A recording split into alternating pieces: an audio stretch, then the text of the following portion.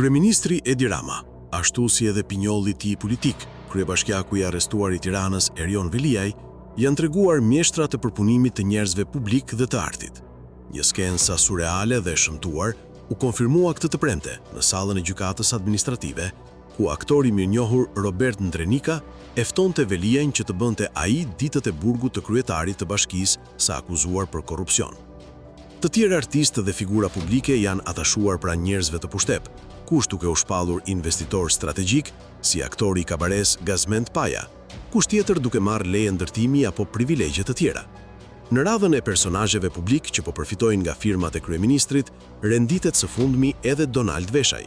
Në mars të vitit 2024, Donald Veshaj dhe Glenis Cobo themelojnë kompaninë DGC SHPK me objekt të aktivitetit veprimtari në fushën e ndërtimit dhe investimeve në ndërtim e tjerë. Në dhjetor të vitit 2024, shoqëria Anchor Investment në pronësi të Albi Shyti blen 50% të aksioneve të DGC SHPK.